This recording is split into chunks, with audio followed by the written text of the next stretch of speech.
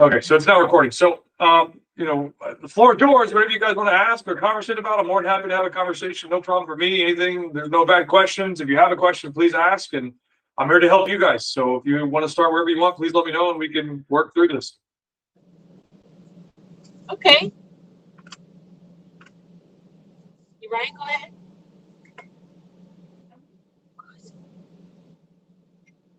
What was that? Sorry.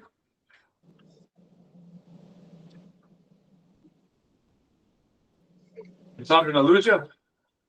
I'm driving, so hey, you're asking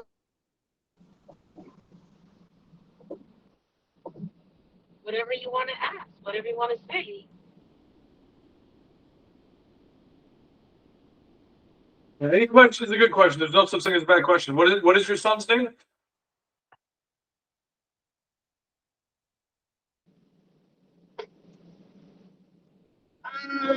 Trying to think of a question. Yes, your name. Let's name is start with this. Uriah. Sorry, My name is Uriah. Uriah. Uriah. Uriah. Okay. So Uriah, I mean, first tell me about yourself. What's your birth year? What age are you? Where do you play? What position do you play? Let's start with that. Well, I'm from Sacramento, California. My birthday is in October 21st. I'm a 2011, and I 2011. play for Diablo Valley MLS Next U13. Awesome. And how is that going? Playing MLS next. It's going great. I like playing MLS Next. It's really a challenge, and Good. I play keeper, but I also play Awesome. winger. But I really in but I really prefer keeper. Cool. That's good for you to get field experience as well. So that's fantastic. Yeah, I've been playing keeper my whole life. It's really fun and really competitive. Good. That's good that you're working on your foot skills because for keepers to play at a high level, I'm assuming your goal is to play professional or at least college, right?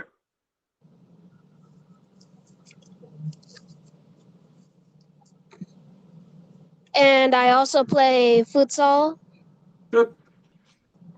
for Galaxy Futsal in San Jose. Awesome. Where can I help? How can I help you? Like goals for my future. Okay, so let's start with your goals. What are they? My goal is to be on the Puerto Rico national team. Okay, cool. Good goal. And So, and then if you want to play the Puerto Rican national team, you probably are going to try and be a professional, right? yeah, So, where do you think you want to play professionally? in Puerto Rico. Okay, cool. So, Puerto Rico, so Puerto Rican club, Puerto Rican national team. All right. So, in terms of your goals, how can I help you with your goals?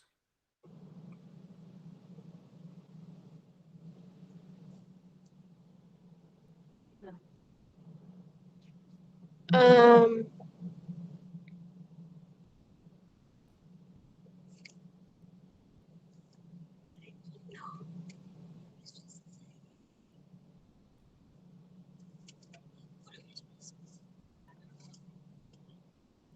You have any tips? Well, I mean, how to do that or how to get there?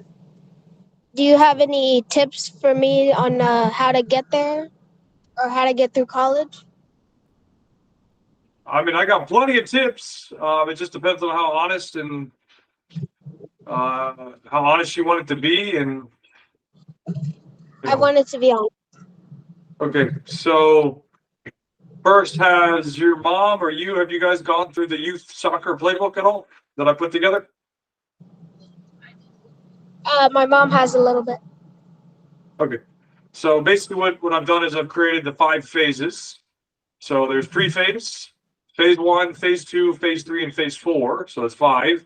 And it's what I would do. I don't have kids, but it's what I would do with my son to go through the entire system because, as you probably heard me say multiple times, Unfortunately, the system is designed to fail kids. So I was one of them that I would argue got failed by the system because you're not being taught to a certain level that's probably necessary to reach the desired outcomes that you have, achieving, becoming a professional player, representing your country, aspects like that. So you have to always, when I explain this is, you have to always think outside the box. So you're 2011, you're a U13 player, you're getting close to the age where this is really going to start mattering because more than likely, and I don't mean this in any disrespectful way, it's just where you're at, you're probably not a generational talent, right? So a generational talent is a kid that very young, everybody is identified to be this next top level player that's going to be professional at like 15, 14, 16 years old. And by professional, I mean at the highest level. I'm talking about they are going to top clubs around the world. So a great example right now would be Endrick from Brazil. He got signed, I think at 15 years old. He played his first professional match at 16 years old. And then within 6 months, he signed for Real Madrid. So that's an example of a generational talent. Now, following the structure of the youth soccer playbook, what happens is everything between pre-phase and phase 3 is what we call development, preparation, and experience. This is to help prepare you for phase 4. And phase 4 is about you being 15 years and older and then taking certain actions to try and become a professional. Now, obviously, it's a little bit harder in this country because there's not a clear path if you're not at an MLS academy. So that path for us in the playbook is to go play adult level competition. And the idea behind that is when you go and play adult, obviously you're playing well above your age group. So you're no longer playing as a 15-year-old playing against 15-year-olds or 16-year-olds. You're playing against grown men. And if you can perform in an environment that is higher than your level, so again, being a 15-year-old playing against 15-year-olds, now going to play adult competition, and you can perform there, you give yourself a chance, not a guarantee, but a chance that you could get scouted for something greater and bigger, if that makes sense. So like, again, if you think about the best players in the world, or it doesn't have to be the best players, but players in Europe or players in South America, they're getting chances to play against adults, even if it's a non-professional club, at 15, 16, 17 years old. And that's the idea that we're trying to replicate with this is we're trying to give you the platform to be successful at adult competition. And one of the things that I would challenge you on, if you want to go be a professional and you want to represent Puerto Rico and you want to play for a Puerto Rican professional team, if you haven't done it already, you're going to want to start looking at the opportunity to play up. Same circumstances. You're trying to be pushed because you've come out and said, Mom, I have this goal. I want to represent the Puerto Rican national team. Well, you're going to have a very, very good level, obviously, as you know, and it's going to be a lot of work to get there. But one of the challenges that you have to do and decide to do is push yourself to play against better players than you at a higher level, bigger, faster, better, and stronger.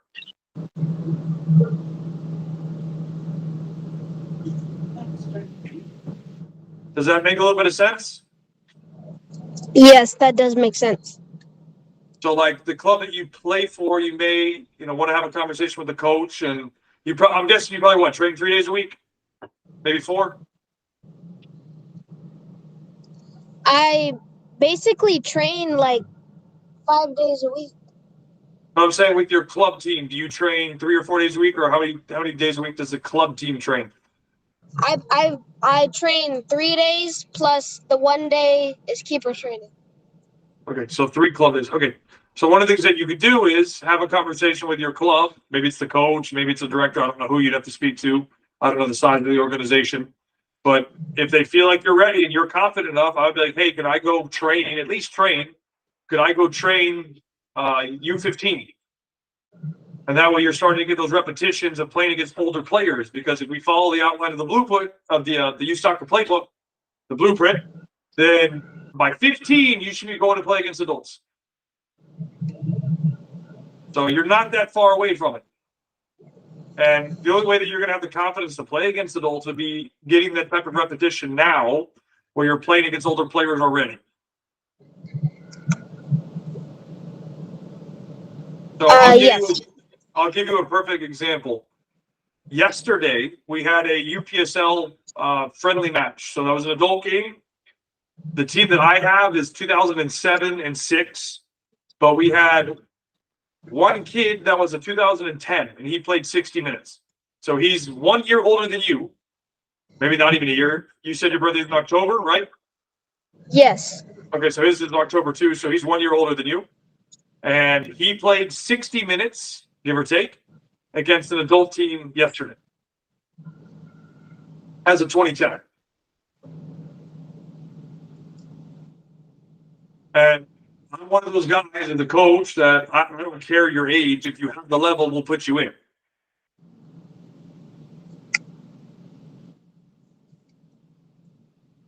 So you're a year away potentially from playing against adults if you have the level and the ability and whatnot.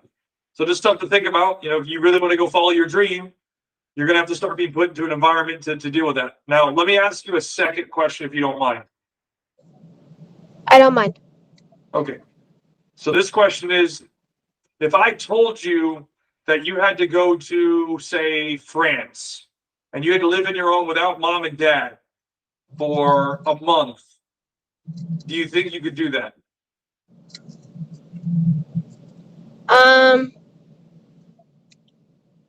That's an amazing question.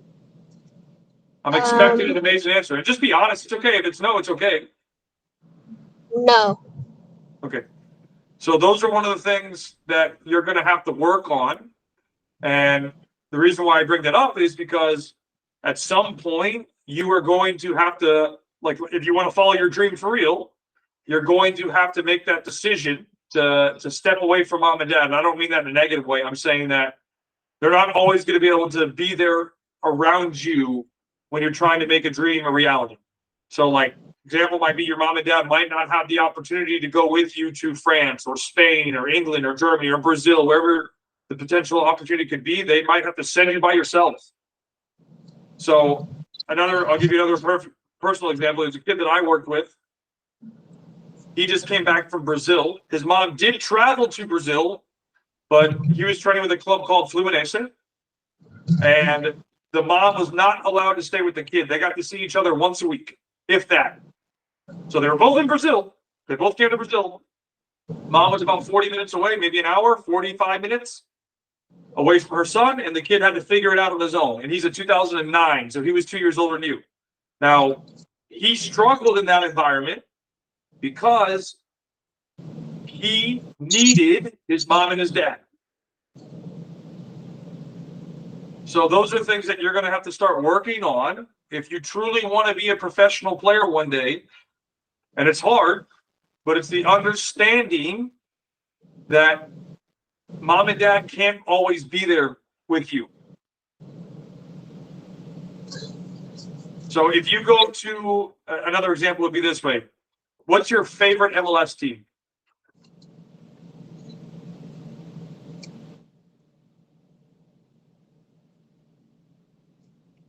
Do you have a favorite MLS team?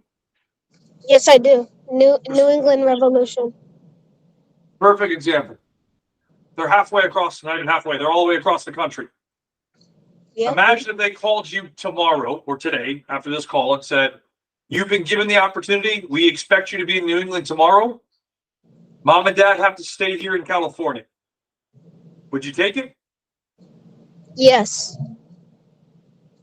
Okay. So now you go on trial for 2 weeks and they say, okay, we have a residency program. Mom and dad can't come.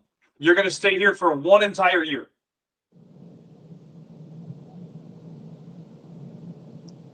What would you do? I would probably do it, and I would call my mom every single day and check in on her. There you go. I love that you checked in on her. All right. And so, like, the key thing that I want you to think about is that conviction. So by conviction, I'm referring to your why. How bad do you really want to be a professional player? What are you willing to sacrifice?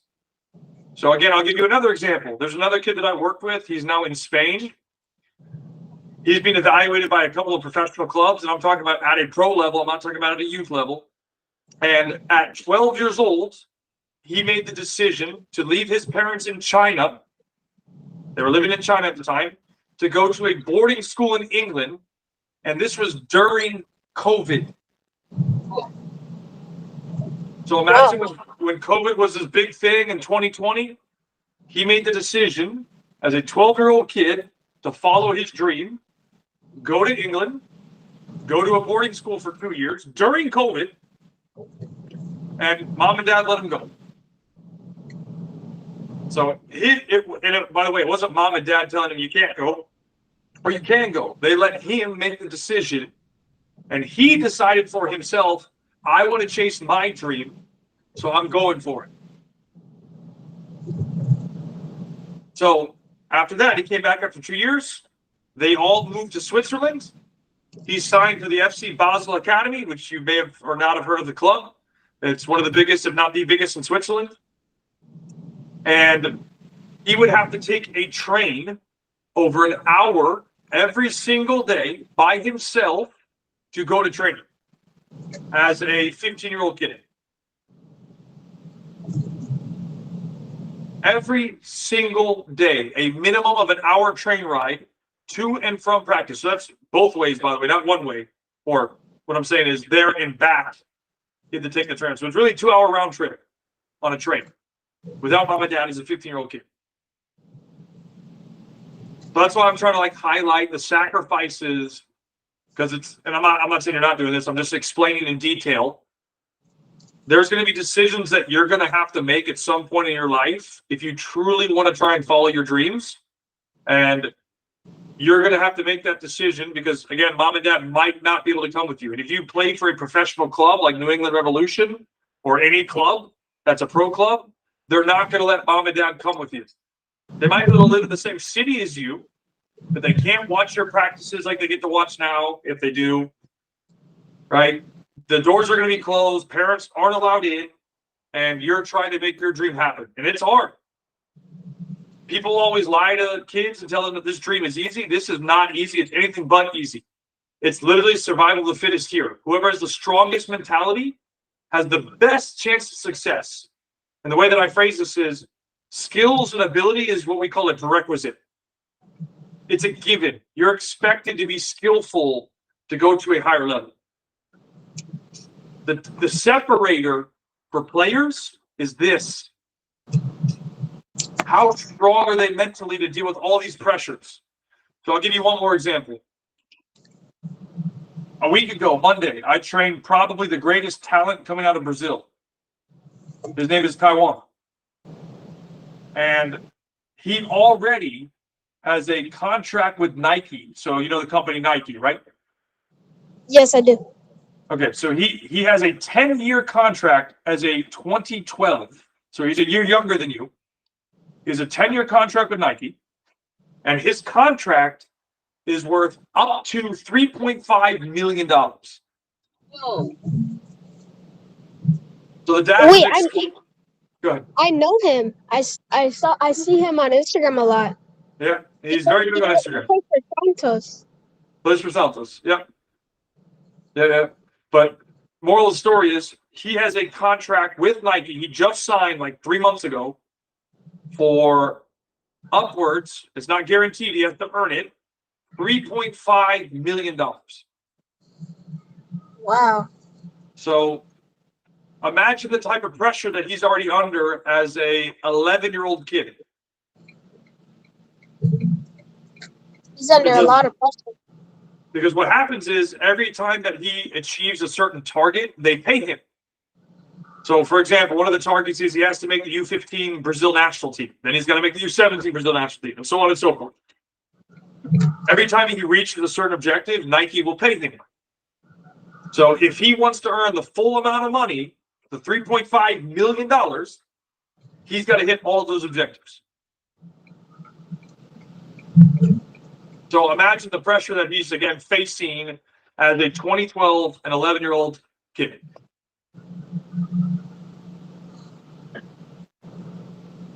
And that's the type of stuff that I think goes under the radar when it comes to kids understanding, because I didn't understand it as a kid, of the pressure that comes with performance. So those are realities that you're going to have to eventually go through if you truly want to make your dream happen. And then I'll give you one more story, and then if you have any other questions, feel free to ask. So I went to France as an adult. 22 years old, I just graduated college. So I'm going to a first world country, and I'm playing Division 4. So they call it semi-professional, which means they pay you. So they paid me like 300, 400 euros a month. They gave me housing and transportation. So to summarize this for you,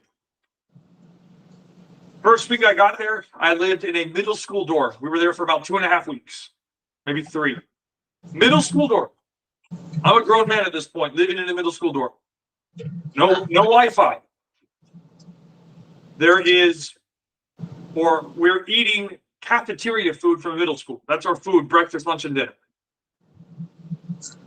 They move us into like the countryside and a farm for about 2 weeks. So it's me and a couple other guys. Mind you, I don't speak the language. I'm probably like 50% fluent in French at that time. So I can have a conversation, but I don't understand everything. So we're there for 2 weeks. They then moved me and the only other English speaker into the club's training ground storage closet. Me and him had to leave. We had to live there on sleeping bags for about 2 weeks. In a first world country.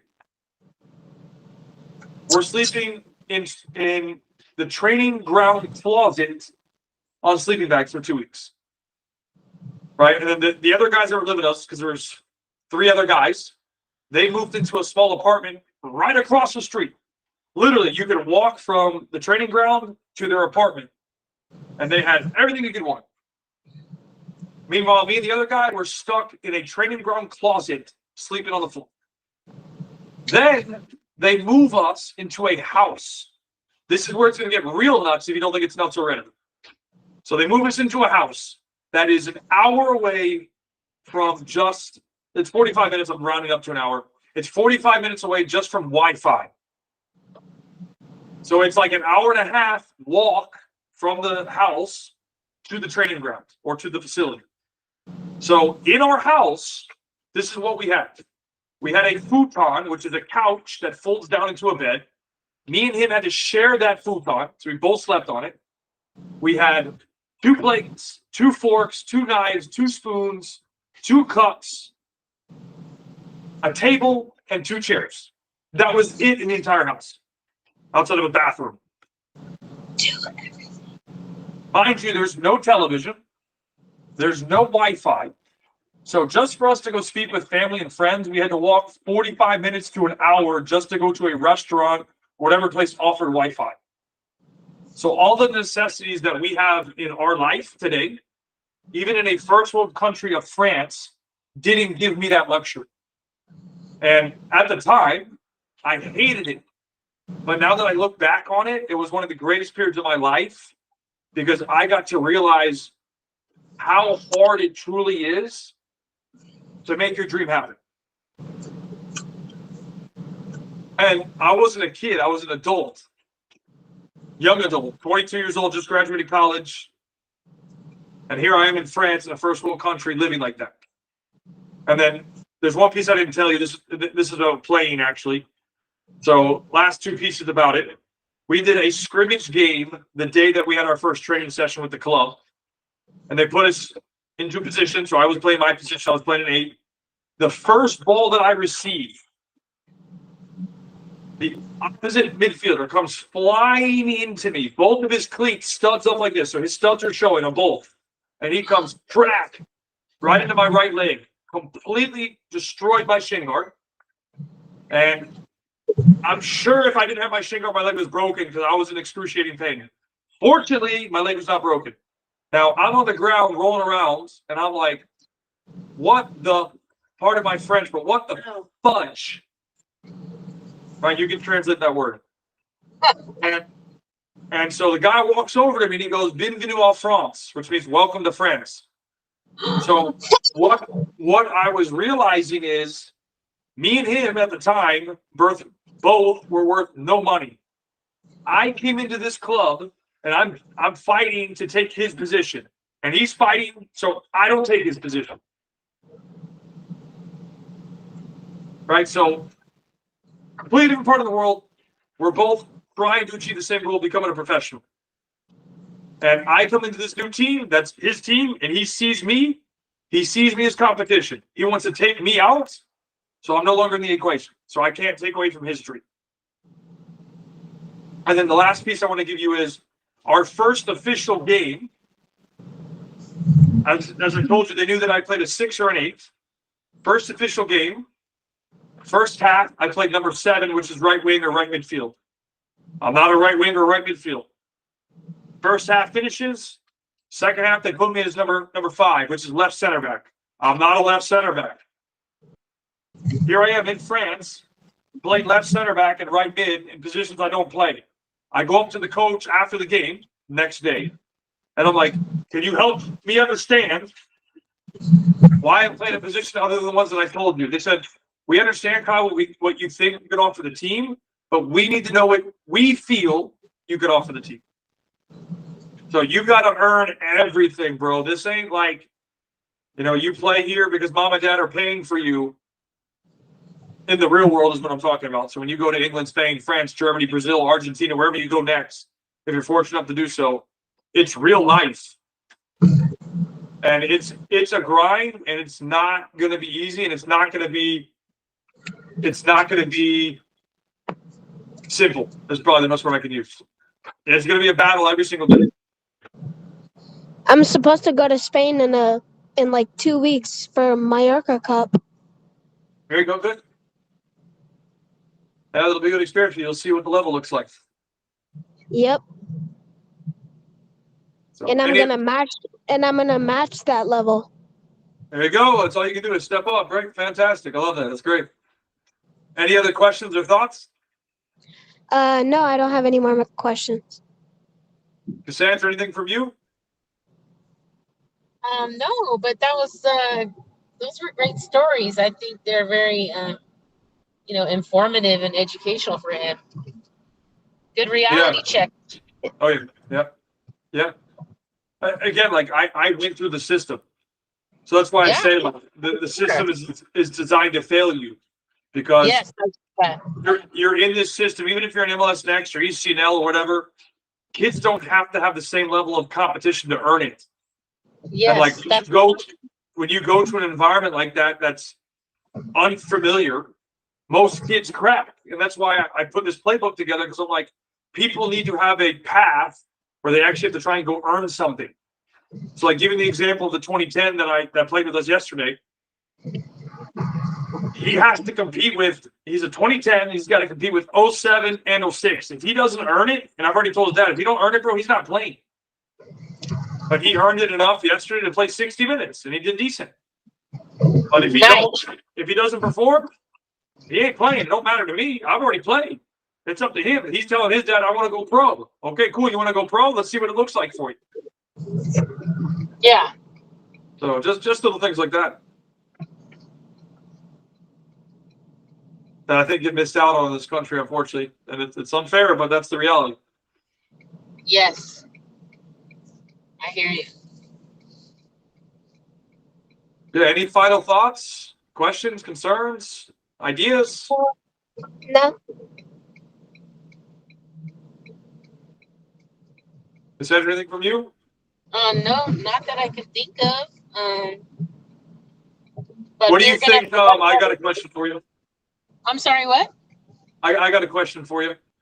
Yeah. Have you started going into the content of the 3%?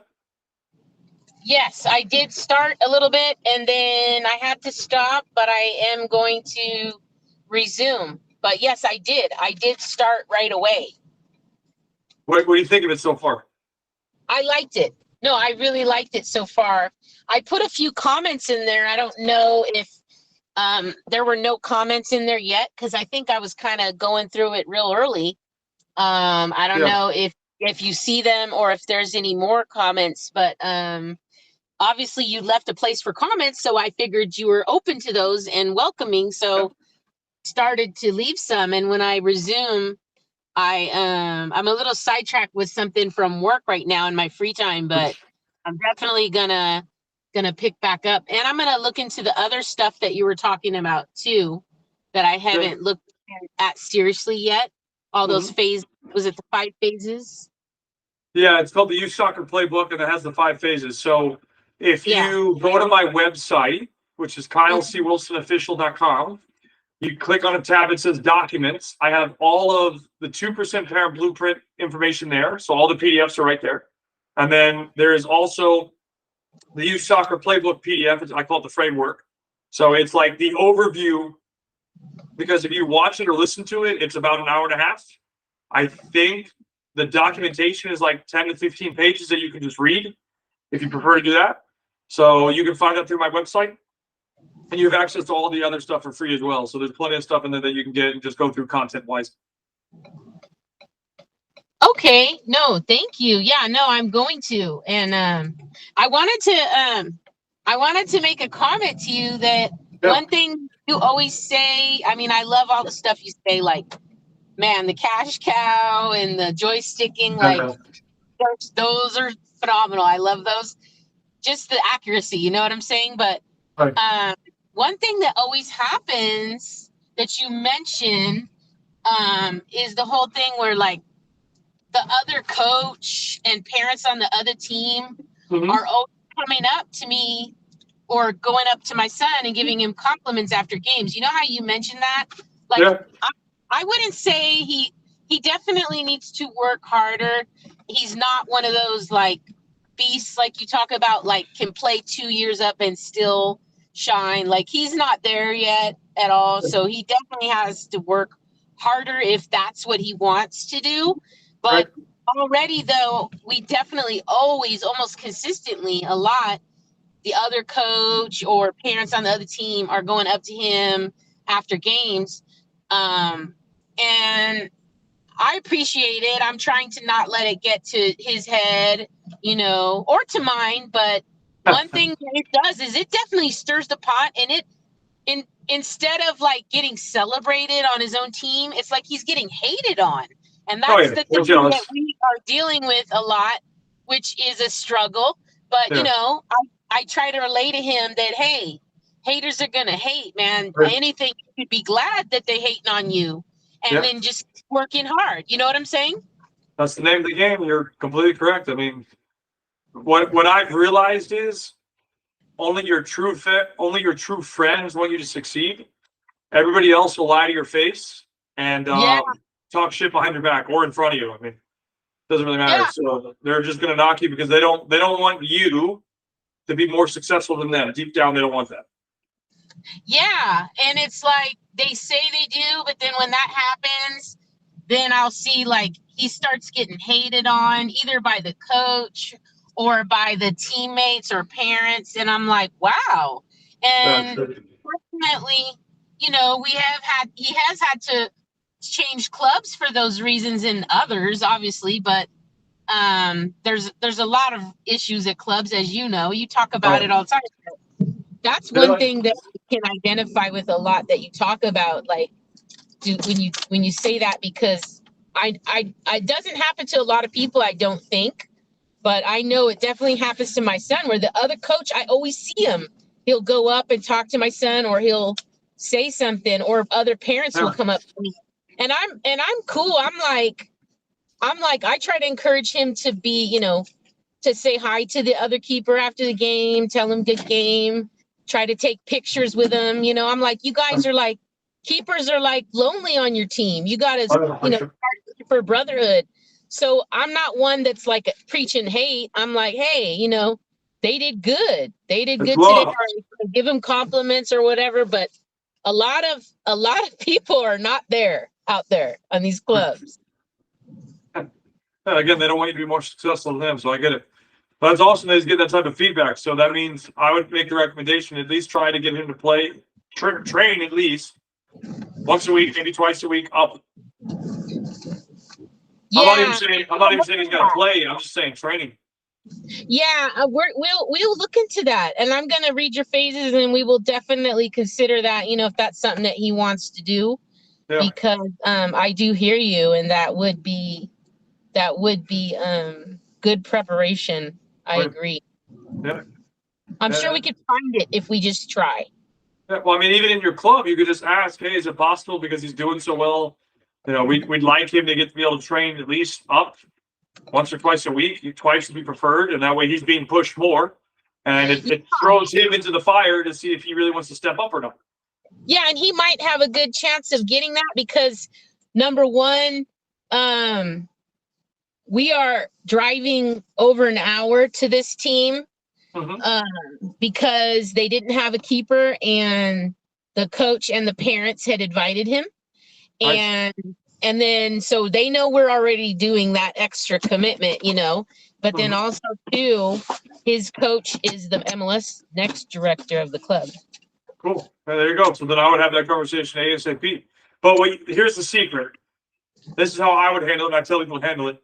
If you have it come from the kid, so like you can still be in the meeting with him, but you want it to be player led. Because if it's a parent, and this is how I phrase it to people, because if a parent comes to me saying, "I want this, I want that for my son," immediately I go, "Bro, you don't even know what's the best thing for your son." But if it's the kid, and the kid's coming to me saying, "Hey, coach, I'd like to see X, Y, Z," then I have to sit there and really critically think about it because it's the kid. The kid's coming to me having that conversation. That's what I want to see. If the kid really wants it, he's going to come to me like, I don't even care the age. Obviously, the younger they are, the more the parent has to be involved a little bit, you know, if they're 9, 10 years old. But at his age, he should almost be comfortable enough to have that conversation to say, "You know what, coach, I want to do this because I want to push myself."